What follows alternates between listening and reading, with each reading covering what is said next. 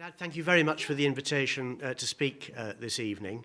You were telling me about the really full programme that you organise for these Friday night events, and it just seems extraordinary that you're able to find speakers for almost every Friday of the year. I think we'd struggle to find some for other events other than, hang on, is it not quite right? Right, speak more in a bit closer. Is that better? Yeah. Some of you may know that I've been part of the conversations between Mahfil and St Albans Church of England, to which myself and now Richard Reed from North Harrow Methodist Church have become part. We meet about every 2 months or so, don't we? Really to share matters of common interest and concern for all our communities, actually to do some quite interesting theological reflection from our different traditions so that we can listen to one another and to learn. I just find it very, very interesting how approaches to the exegesis, the exposition of the Quranic scripture is very different from our approach. But, you know, you learn from the process. But it's not all hard work. You know, we had the really enjoyable outing to Greenwich in September last year. For those of you who went, we didn't know it was going to coincide with the end of the tall ships race at Greenwich, and Greenwich was heaving with people, but it was a great event.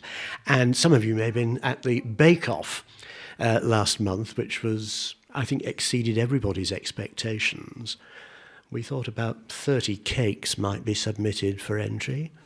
It ended up being 150. So the tasters had quite a job on their hands. But it was a really good event. So I don't want to get too hung up on the Methodism bit that Mick Dad spoke about, but the title is, yes, How Others See Us. And I can only imagine that for all Muslims across the UK, these must be really difficult times in terms of how others see you. That's partly shaped by events, partly shaped by the media, and partly shaped by history. So I really want to touch on some of those. I mean, first of all, just saying a little bit about media. And how the media deal with this. Now, you've got to remember, I'm of a generation, when I was growing up as a little boy, there were only two television channels. And when BBC Two arrived, when I was a teenager, the choice went up by 50%. Now, of course, the range, both of terrestrial and digital television stations, and this whole culture of 24/7 news is completely different. And that has huge implications for politicians, for policymakers, journalists, and other people who work in the media. Radio, we thought, well, as my grandparents called it, the wireless, but wireless now means something else. Radio, we thought in the 60s and 70s was going to sort of perhaps fade away a bit, but of course radio stations have widened in scope and in numbers. But the huge change, I think, has been brought about by the internet and social media. And that's something that the traditional media cannot control, something that even politicians can't control. It's very interesting. There's a new book appeared about been written about the recent history of the BBC during Mrs. Thatcher's prime ministership. And I knew a little bit about this, but I never realised that in the early 1980s, over 40% of BBC staff were positively vetted. In other words, they had to go through a security process and clearance before they even worked there. So the relationship between government and media is a really complex one, and that's why you keep getting all these spats. So news, how it is handled, how it's reported, and how these shape popular perception affect us all. But of course they particularly affect you because of the way anything about Islam or the Muslim world is reported. And the whole Charlie Hebdo thing brought it, I think, to a very, very particular point. Different approaches to media freedom. And as I say, on the internet, nothing can be, well, I think hardly, but it's very difficult. Hardly anything can really be policed. The people who founded the internet saying this should be something that's free, absolutely free in terms of access, content, what people do. Now, broadcasters in this country do have to work to certain standards of political impartiality. The press, of course, is different. Now, you know, if you want to read the Daily Mail, you'll get a different viewpoint in The Guardian. The press is not regulated in the same way. Yes, there is law about libel, and there are laws about incitement, which apply to all media, hate crimes and other things. But again, in the whole area of internet and social media, I think it's still a grey area, and the law is having to catch up with that. Now, I'm not greatly into sort of Facebook, Twitter. In fact, I'm not into them at all. But for a younger generation, this is how they communicate.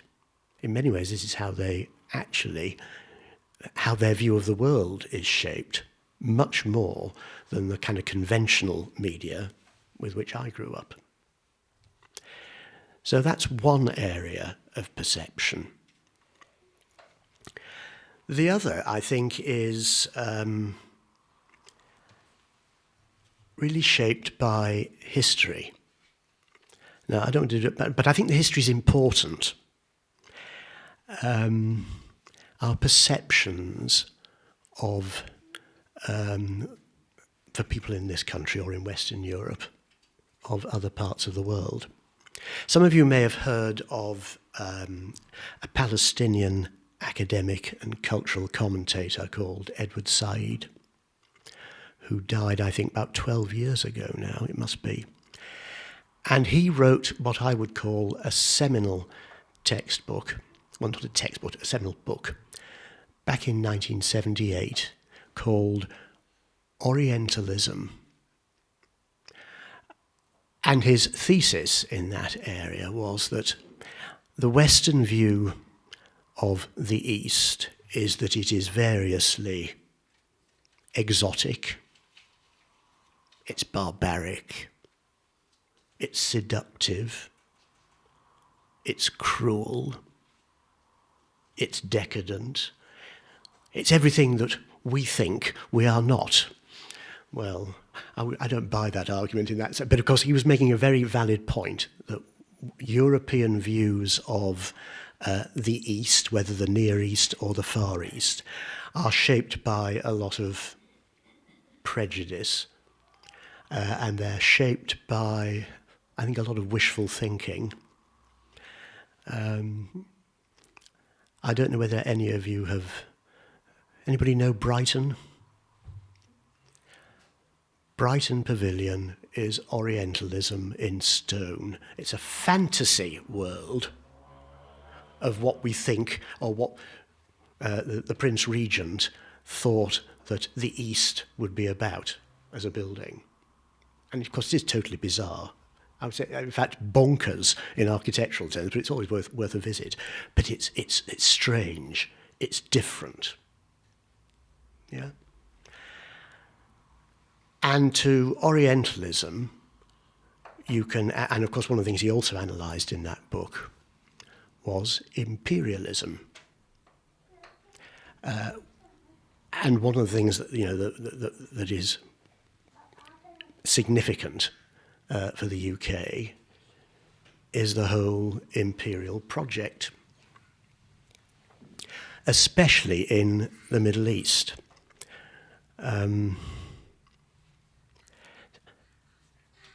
Mikdad said I used to work at the Foreign Office. That great building on the south side of Horse Guards Parade and overlooking St James's Park now contains all the London end of the Foreign Office and the Diplomatic Service.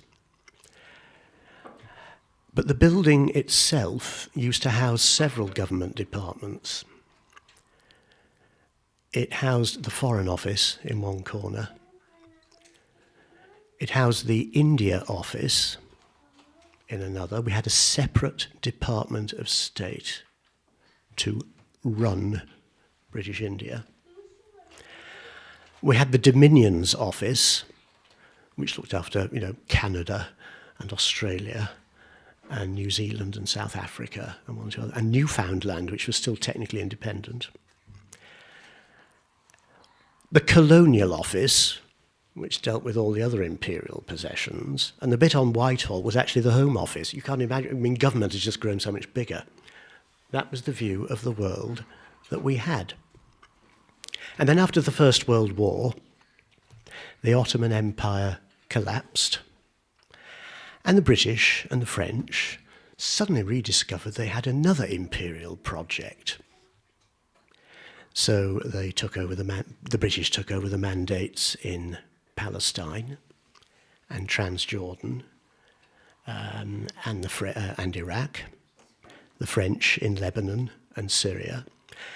And if we didn't do it directly, we did it through a series of what we called political agents, so particularly in the Gulf states, or political residents. So we're totally entwined in this part of the world. And it's been baleful, really, because of course it's largely been about access to oil. If we're going to be completely blunt about it, this is an area of the world that the Western powers wanted to control after the collapse of the Ottoman Turkish Empire. A little sidelight on that. We often hear talk about, particularly in relation to ISIS, of reviving the caliphate. Well, under the Ottoman Turks, the caliphate still existed in theory, but it was a dead letter. The Ottoman sultans were not really interested in reviving it. And when Ataturk founded modern Turkey, which of course he intended to be a secular state, even with its great Muslim heritage, one of the things he did was to abolish the caliphate. And that caused a grievance, I'm sure, across much of the Muslim world. While it was a dead letter and nobody did anything about it, well, that was sort of okay. It was just lying there. But formally to abolish it was to set up a process of grievance, and we've seen some of that worked out now. So a little bit of history there. But coming just back to the present. Again, it's all this business of perception. A word that's often bandied around a lot at the moment is multiculturalism. I'd love somebody to give me a definition of what multiculturalism means and to pin it down. Now, we can perhaps in the conversation afterwards we can perhaps talk about this. I think it's something to do with living with multiple identities, so that given the patterns of migration into the UK, how do people live with the heritage they brought with them and pass on to their families?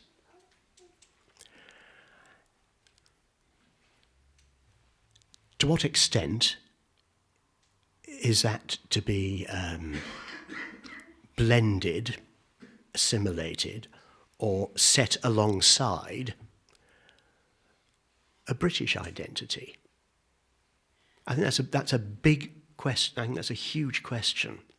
And without being flippant, all this business about Scottish independence has actually got me thinking about, well, what's my identity? I sort of bought into the idea that primarily I'm British. And the whole business about Scottish independence, and indeed about Wales, devolution in Wales, is sort of pushing me into a, well, what is my identity English? Or is it both? How do I live with both? And you may say, well, given the sort of relative, the huge size of England, its population in relation to Scotland and Wales and Northern Ireland, is that really an issue? And but it sort of is. It sets up some really strange, some very strange feelings in me about, well, where is my primary identity? Where is my loyalty, if for want of a better word? Who am I? Multiply that by whatever factor you want to. I mean, I think that then becomes an issue for people migrating into this country from all parts of the world. I'm actually minister at two churches. My other church is at Wheelstone, and we received into membership recently a married couple. They're from Gujarat, and they'd held off wanting to become confirmed members of the church until they got their naturalisation papers, which happened to them about 3 weeks ago. And at that point, and we've been through our naturalisation ceremony, and all that was hugely significant to them. We've got to that point. We can now, we feel, in good conscience, assume the responsibilities of church membership in the full sense, although they've been coming to us now for some years. I thought that's really interesting. So you've now got your British passport and everything that goes along with that, but your culture, of course, and and so many members of your family are still back in India. How do you hold those two things together? So identity, in terms of culture, religion, politics, are all, it seems to me, a huge part of how others see us.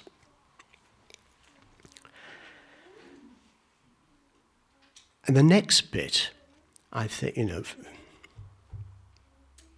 is what I'd call the resurgence of religion.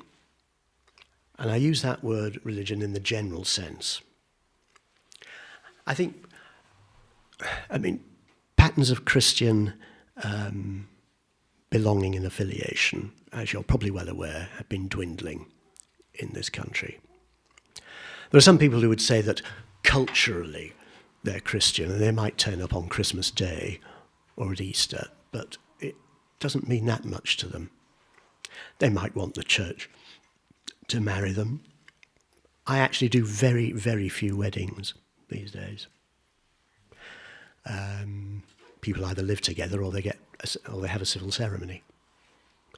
I thought I was doing rather well. I did 2 weddings last year, whereas my colleague Joan Foster at St Albans only did 1. And for Anglicans, that's absolutely astonishing. There's a feeling, well, Christianity is going to die out. There's a secularist agenda, I think widely held, certainly by opinion formers. I know from one of my previous appointments, a church member who worked at the BBC, the culture was very secular. If you're going to be a person of faith, you really had to sort of put your head above the parapet to do it. And just when everybody thought that sort of God is dead, religion, I think from about the 1990s, really starts to become significant again in all sorts of ways, whether it is Islam, Hinduism, whatever it is, and a kind of mixture of different faith traditions that we have across the country. And suddenly this is back on the agenda, and it really is quite a challenge to the secularist agenda. And that, as I say, I think that's been widely held. And the secularist agenda is to say that religion is purely private. It should have no public expression, really. I'm very happy to read Polly Toynbee on most things, but as soon as she starts writing about religion, she goes completely bonkers. Because it is this view that it is purely private, should have no public agenda. Now, of course, we have an established church, but it's only an established church in England, and it means that 21 bishops sit by right in the House of Lords. 5 of those are fixed in order: Canterbury, York, Durham, London, Winchester, and the other 16 in terms of seniority.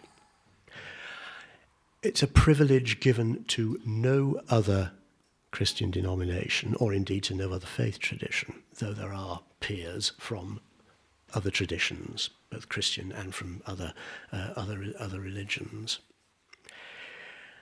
And I think government has really struggled with this. So all these, but most of the rhetoric about a more public face of religion has, I think, come down to how does the government respond to Islam?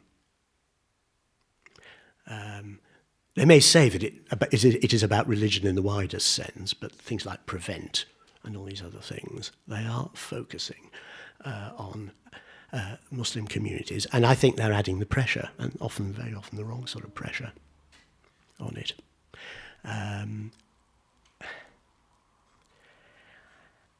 And the other is just then to say a little bit about my own tradition. And perhaps to say a little, and in doing this, to say why what I call the disruption of what the secularists thought the agenda was going to be, that we were going to get progressively more and more secular and religion would just wither away. Why it's rooted in the history of these islands. So if you'll bear with me a little bit, I'll say a bit about that. I mean, Methodism. Well, no, I'll start with an anecdote. Mick Dad said that my hometown is in Cumbria. It's in Barrow-in-Furness, which is a shipbuilding town on the Cumbrian coast. On the outskirts of the town is a great medieval red sandstone abbey in ruins. In the 16th century, Henry VIII. Anybody been watching Wolf Hall on the television? Well, if you have, that would give you a flavour of the period. Henry VIII, who went through, as we know, 6 wives, decided to dissolve the monasteries, which effectively meant knocking them down and taking the money and the proceeds into his own, taking the control of the church.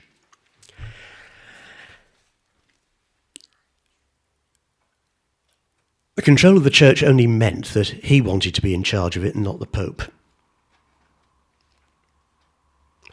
So he remained a Catholic.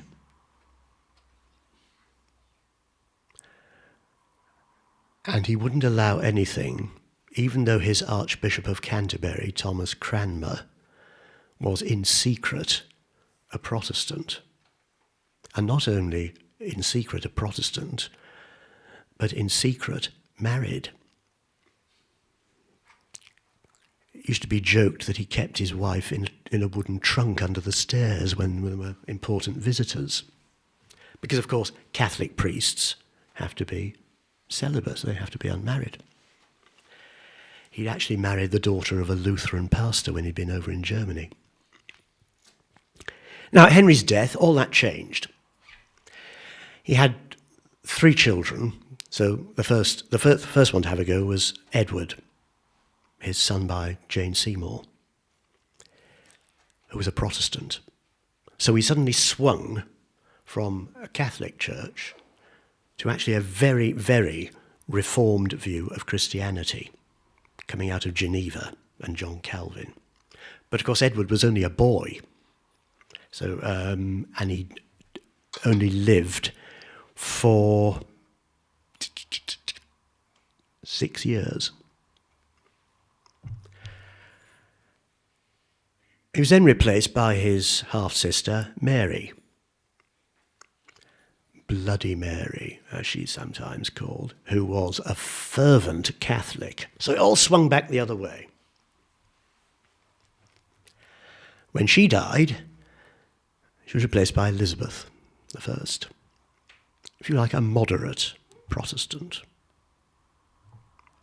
And the Church of England became this middle way.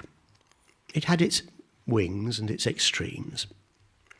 But of course, during the reign of Edward VI and the reign of Mary, there was a lot of persecution and burnings. Heretics were burnt at the stake.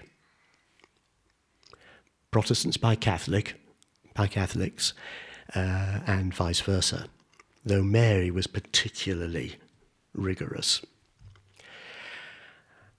So people wanted a bit of peace after that. Elizabeth died. She's succeeded then by James I, who is, of course, a Scottish king, comes down, and then by Charles I. Now, the Stuart kings decided they were going to rule by divine right, and we were just starting to get some parliamentary institutions. Charles I was executed. Cromwell and the period we call the Commonwealth. So there's another huge lurch in religious practice. The Puritan tradition, very Protestant tradition. Charles II comes back, probably a Catholic in secret, persecutes Protestants, especially Quakers. He's succeeded by James II, who is openly Catholic, and he's then deposed.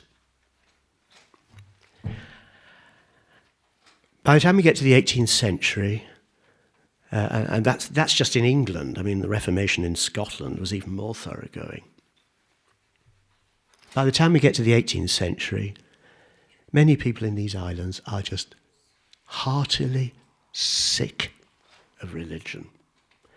They're sick of people being persecuted, being imprisoned, being executed, and being burnt at the stake for their beliefs. They just want a period of calm, really. And if you can start to trace a kind of lukewarm approach to Christianity, it starts then. And this is where Methodism emerges. The 18th century was, let's just keep it calm and cool, yeah? And live with different opinions. And the founders of Methodism, John and Charles Wesley, were both Anglican priests. But they founded Methodism in the mid-18th century as a kind of religious society within the Church of England to ginger it up, really, just get it going a bit. Though after John Wesley's death, it became a separate church. But the other thing you have to also realise in this mix is how others saw Christians of different traditions. After the settlement with Elizabeth I, Catholics were forbidden from worshipping in this country. That remained until 1832. There were particular legal sanctions. They couldn't build churches. They couldn't have, and again, part of the persecution was of Catholics. If you were a Catholic, you were viewed in this country as having your primary allegiance or loyalty to an unaccountable foreign power, the Pope. We've replaced the unaccountable foreign power with the European Union now, in the British imagination. I remember my grandmother, she didn't go to church, but she was bigotedly anti-Catholic. It was a kind of political stance, really. Likewise, if you weren't an Anglican in England, but you were a different kind of Protestant, you were a Methodist or a Presbyterian or a Congregationalist or a Baptist, you weren't quite right. Why did you want to be different? Yeah? Why did you want to express your Christian faith in a different way from the Church of England? Surely the Church of England was good enough for you. So there were also legal sanctions against nonconformist Protestants. You couldn't enter the professions. You couldn't enter the law. You couldn't go to university. You could build a chapel, but they had to be licensed by the government. There's still a relic of this, in that every year our supreme governing body in the Methodist Church is the Methodist Conference, which is our supreme, if you like, our supreme governing body, meets annually. And every year a loyal address is sent from the Methodist Conference to the Queen. We're really all right. We are not revolutionaries. We are not going to subvert the state. You know, I think, why do we do it now?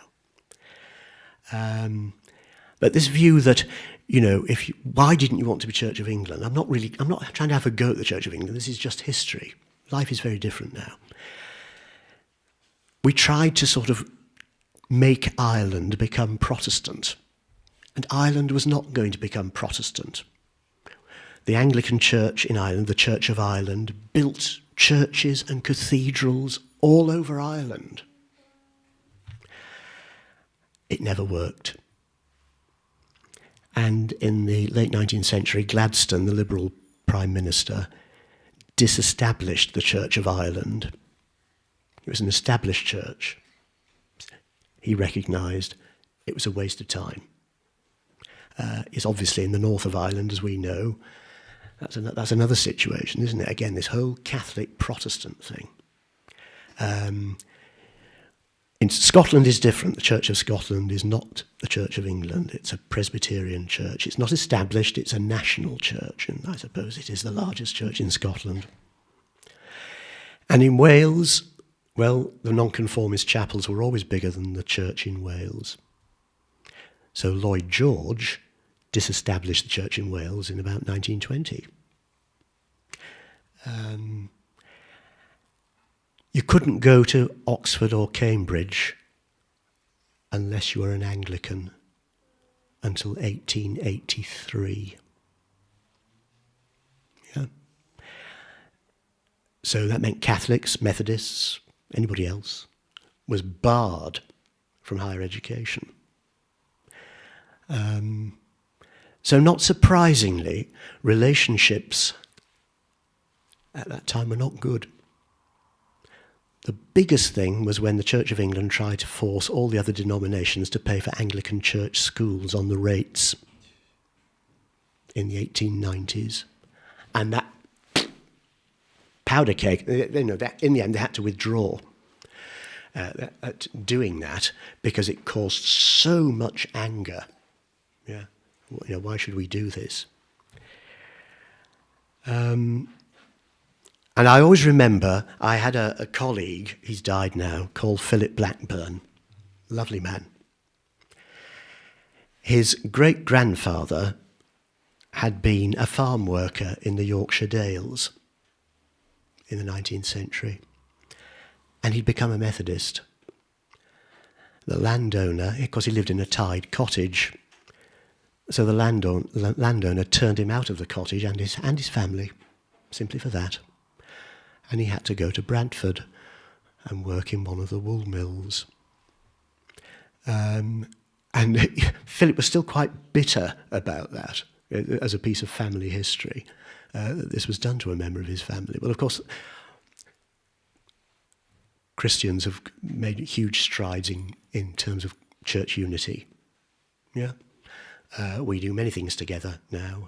Our latest thing is for Palm Sunday on the 29th of March, when St John Fisher, St Albans Church, ourselves, and the Methodist Church and Elmfield Church will join together on the green outside St Albans for a joint outdoor service.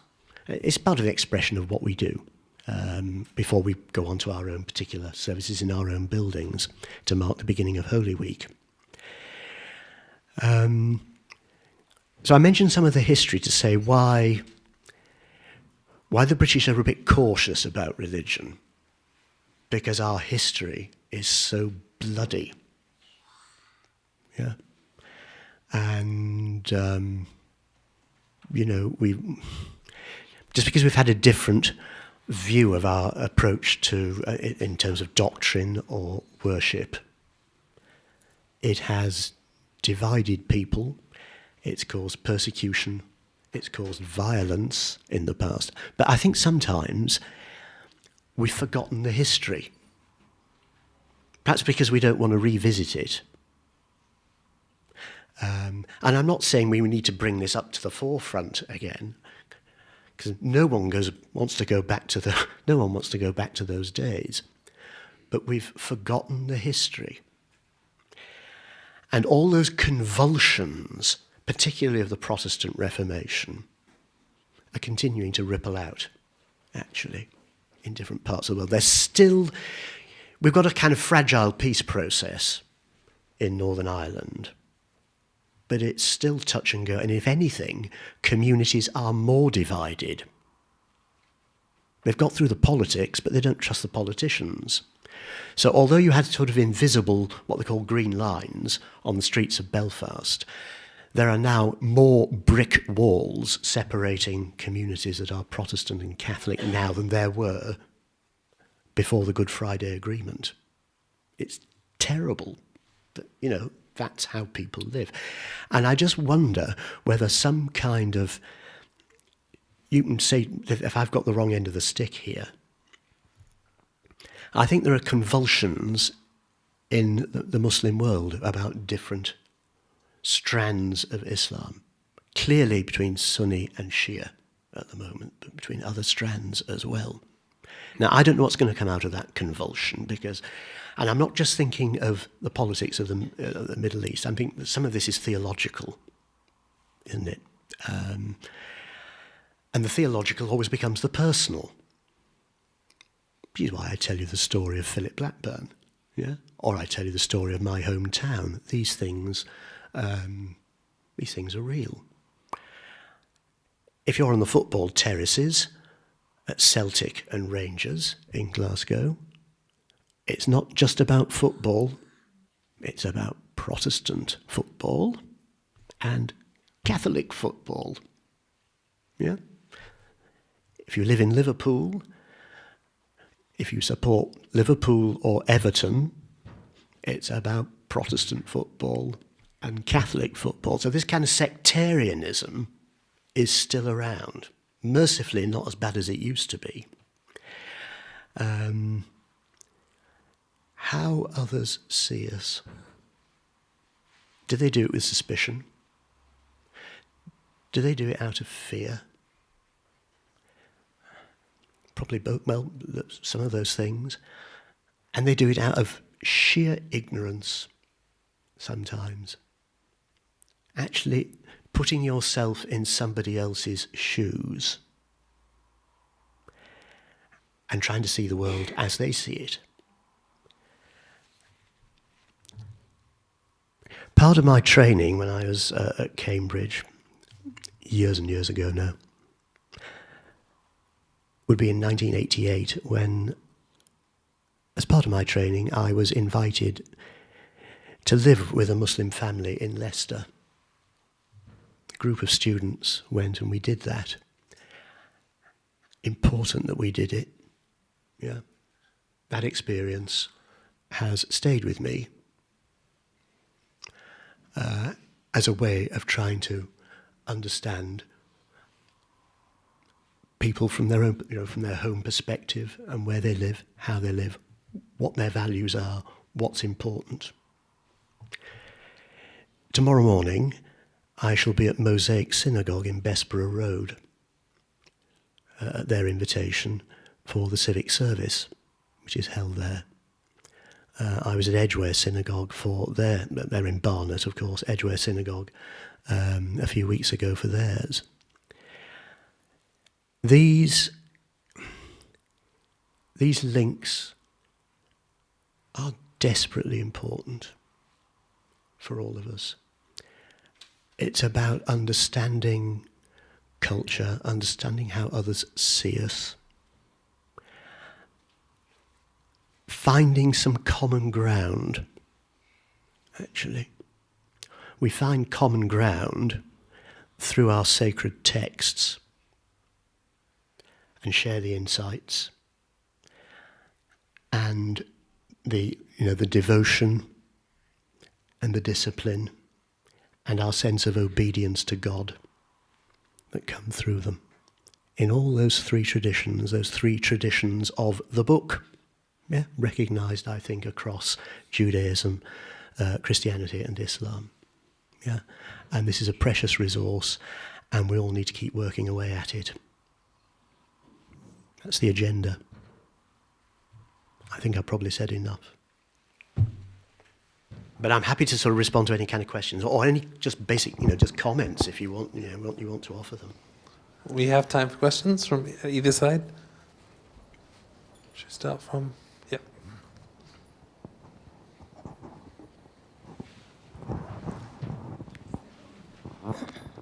Can you hear? I can. Yeah. Thank you very much for the talk.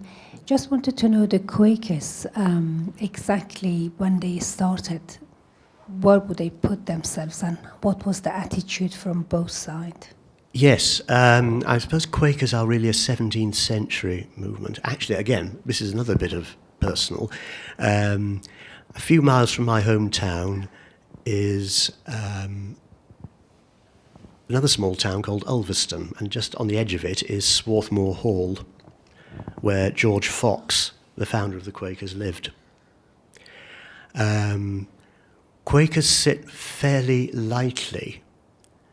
They didn't originally. They were called Quakers because they literally did. Part of their worship was because they were quite charismatic and they literally shook.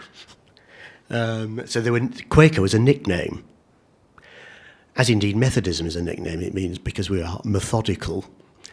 The nickname has stuck. The basic tenet of Quakerism is to say that the light of God is in every person.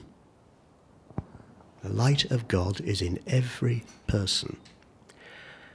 Their worship, in fact, is not shaky, it's silent. I've been to Quaker meeting, it's an interesting experience. People sit in the meeting house. Somebody may stand up if they want something to say, if they have something to say. But you may spend an hour just in contemplative silence in the worship of God. There may be a scripture reading, there may not be. It sits a bit more lightly to Christian doctrine. And one of the reasons why Charles II persecuted so many of them, because they wouldn't swear oaths, and they wouldn't swear oaths to the monarch either. And actually, more Quakers died in British jails under Charles II than had been persecuted under Edward VI and Mary. It was terrible. Because, they would not conform to, this is the way you must do it. Yeah. Now, this is, again, across all traditions. I'm involved with the local council for Christians and Jews mainly through the liberal synagogue at Northwood. But of course, there are different strands of Judaism, aren't there? Liberal, Reform, Orthodox, principally, just as there are different strands within Islam, and of course a whole range of denominations across Christianity. But of course these divisions start early. They start early in 1054 with the great schism between the Catholic West and the Orthodox East. Still not really sort of got together again. And then of course in the West, all the Protestant churches that come out of the Reformation of the 16th century. Does that sort of answer your question in terms of the Quakers?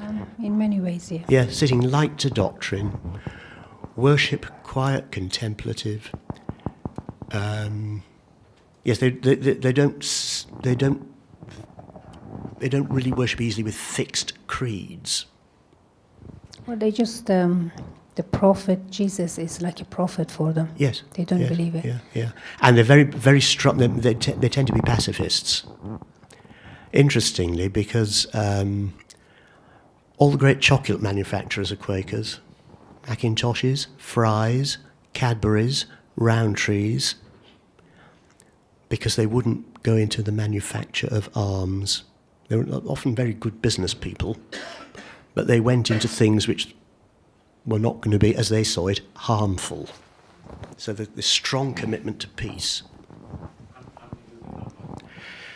Well, across the country, they're quite a small denomination. I would think so. Yes, yeah. Any other questions?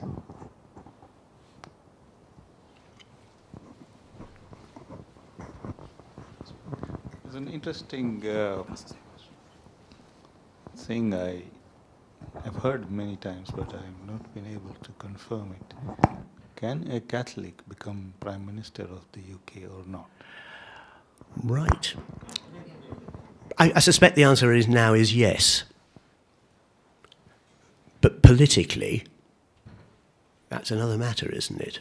Now then, would there be still some residual anti-Catholicism about voting for a Catholic Prime Minister? I mean, this was the issue when Kennedy became President in the United States. Can a Catholic become President? Well, of course, in fact, it proved to be the case.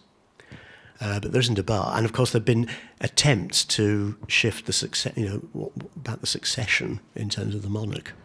Because, of course, back to our Reformation controversies, the monarch cannot be a Catholic. Back to the unaccountable foreign power. Yeah. And I only say this because Mr. Blair decided to convert. Yes, he did. After Yeah. his Yes, he did. Yeah. I don't think there's anything constitutionally that would prevent a Catholic being. Yes, but yes, he moved from the Church of England to becoming a Catholic. Yeah, because his wife was. Is. Yeah. Yeah. Any from the ladies' side? Thank you very much for your talk. I'm just wondering whether you have any reflections on the state of spiritualism. I didn't mean spiritualism in the sense of seances, but the sense of Spirituality. Because Yeah. there was a time when in England, across England, there were many mystics, Christian mystics. Yep. In your part of the world, there were these Saint Bees. It wasn't Bega. Yes, Saint that's Beda. right. Yeah. And what has happened to that sense? The mystical tradition. The mystical tradition, because I just want to connect that with some results from the census, which looked at the drop in people who said they were Christian Yeah. and the increase in those who said no religion. Yes. But when people who have looked at in more detail at those who say no religion, they found that what they meant was not necessarily not believing in God, but is some other form of spirituality. So you find people who said they were pagans or Yep. they were Jedi Knights. a whole range of other beliefs. So do you think that latent spirituality, which may have existed at some other time, is still there somewhere, and the churches need to work on it? Yeah, I think you're right. It's now finding expression in this phrase, mindfulness. Yeah, and people are going in for mindfulness courses. Now, I think mindfulness, and the way people describe it, sounds pretty close to prayer to me. It's about collecting your own thoughts. It's about focusing on other people. and other situations, well, I think prayer is a kind of mindfulness. Now, I would say, yes, it's mindfulness before God. Interesting. I remember when my first appointment, which was in Bath, very early in my ministry, I was rung up and asked if I could take a funeral. And the funeral director said to me, the deceased was an atheist, but the family would like a Methodist minister to take the service. Which I was very curious. But of course, secular humanist celebrants are much more common these days. I said, oh, right, okay. So the family came round to see me because they lived in one of the villages to the south of Bath. And I said, well, you talk to me about your dad, blah-de-blah-de-blah. I mean, we got that together. And I said, well, what would you like in the service? I mean, I'm happy to do it for you if you don't want any prayers or hymns. But what would you like? Oh, well, couldn't we say the Lord's Prayer? I said, yes, if you wish to. And I sort of went through what we might do and what I might say about their father, and rehearsed that from the notes that the conversation I'd had with them, and I sort of played it back to them in terms of. And they said, "Oh, is that all there is?" And I said, "Well, how do you mean?" Well, couldn't you sort of suggest that there's sort of something more? Now, I thought that was really interesting, because what I think they were kind of struggling to say was something about God without using the word. And the something more was expressing some sort of hope for life after death. So, in fact, although I took the service for them, I did it in civvies, as I called it, in a collar and tie, because I didn't want to sort of. But in fact, in the end, what I did in that funeral service was not wholly different from what I would have done in a Christian context, and they were fine with it. And I thought that's really interesting. When I go to Breakspear Crematorium, as I have an awful lot over this winter, I always make sure that I'm in the right chapel by looking on the list for a start. The number of people now who are having secular ceremonies, it'll say humanist celebrant, because you're on one column of the kind of the rota is your name next, and who is in fact taking the service, and it's increasingly, I noticed, it's a humanist celebrant, which I think is also saying something to us. People find spiritual nourishment, I think, from a range of sources. Some of it, I think, will be, yes, I think the mystical tradition probably died at the Reformation, but it went underground at the Reformation, because the medieval mystics like St. Bega, Mother Julian of Norwich, and others had cultivated a rich mystical tradition. You might say that's the equivalent of Sufism, almost, within English Christianity. Gentle, life-affirming. But a Protestant Reformation is much more focused on Scripture, not this airy-fairy stuff, they would have said. So, I mean, I think some of that went. But I think all traditions now are trying to say, and we talk about personal spirituality, what are the things that nourish us in whatever faith tradition we have? That'll be a range of things. Now, for Christians, that will be Scripture, sacraments of Holy Communion and baptism, prayer, and actually more and more people finding this sort of Quaker tradition of silence. I conduct quiet days for my churches. We go away somewhere, people who want to come, perhaps a little bit of a talk, but then people use the silence in their own way over the course of a day. And the retreat movement in Christianity, again, has encouraged this sort of silent, contemplative approach. That's grown quite a lot in recent years. So we've recovered something of the tradition. Does that sort of answer your question?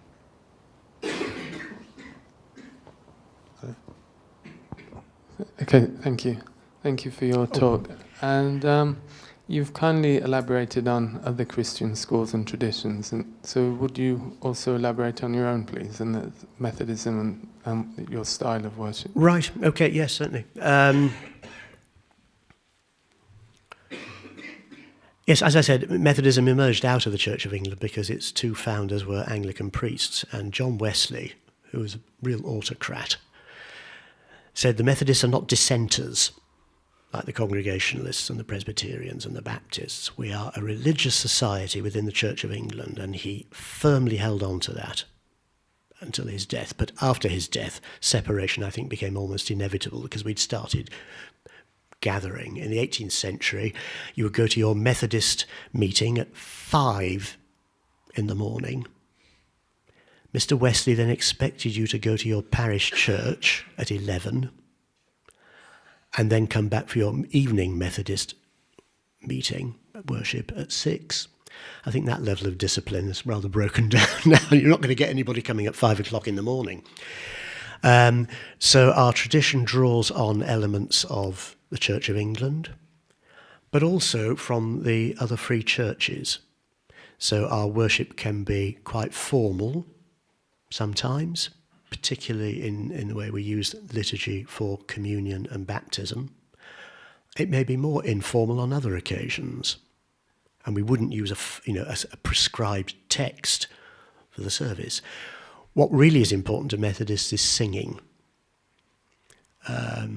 So 5 hymns in a service would probably be about a minimum. Methodists do like the whole corporate idea of singing. So we tend to say that we sing our faith rather than recite it through, say, the formal creeds of the church. And of course, preaching from Scripture is very central to us. So, is it okay?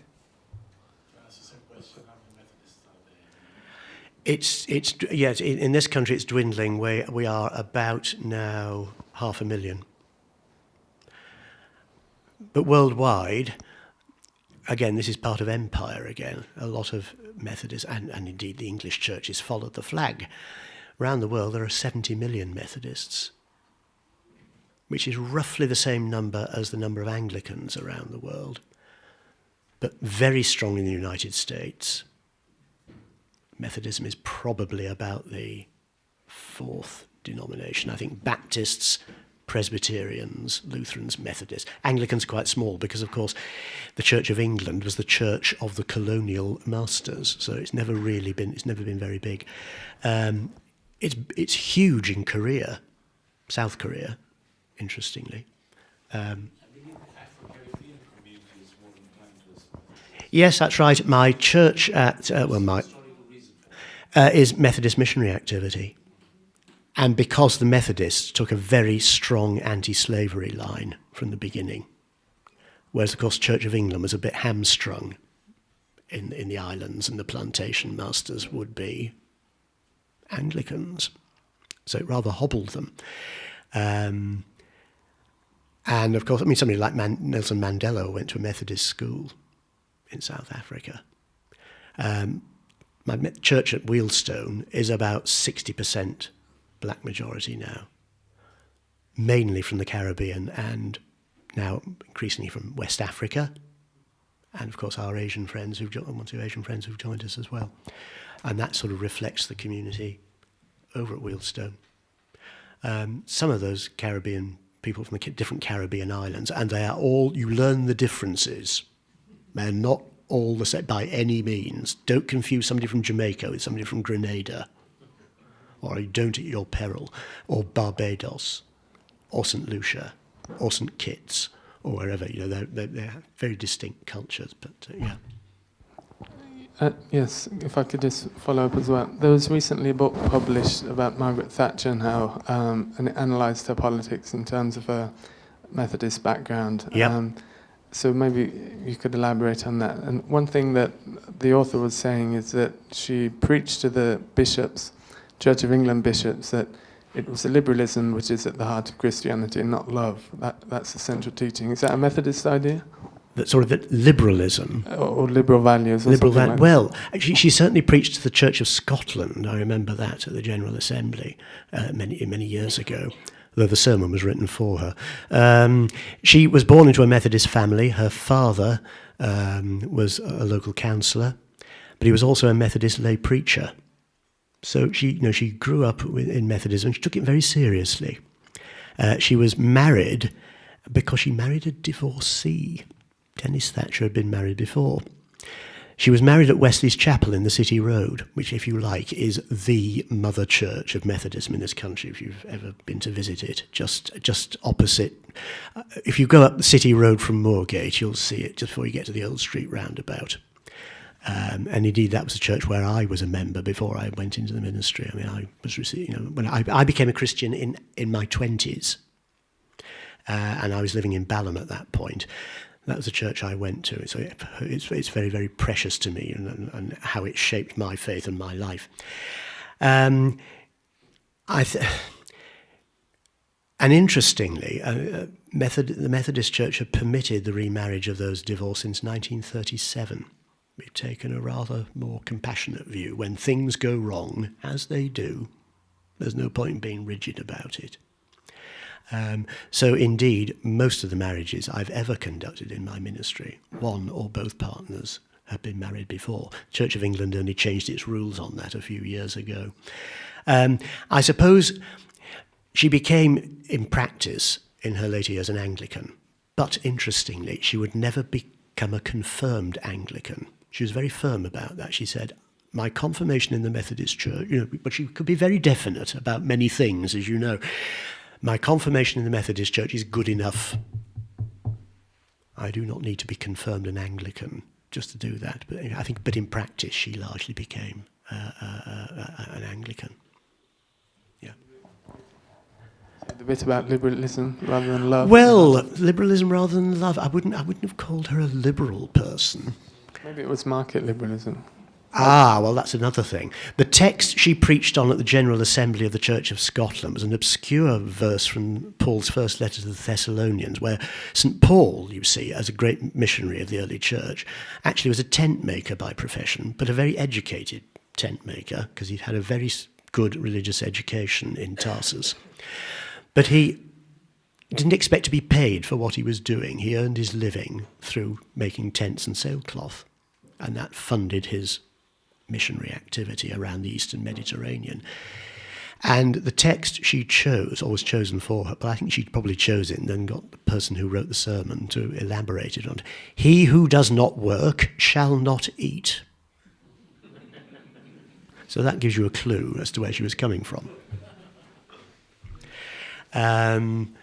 She did have a strong faith. I'm not trying to caricature. And interestingly, she found more of a common mind in Lord Jacobowitz, who was then the chief rabbi, than in many Christian priests and ministers.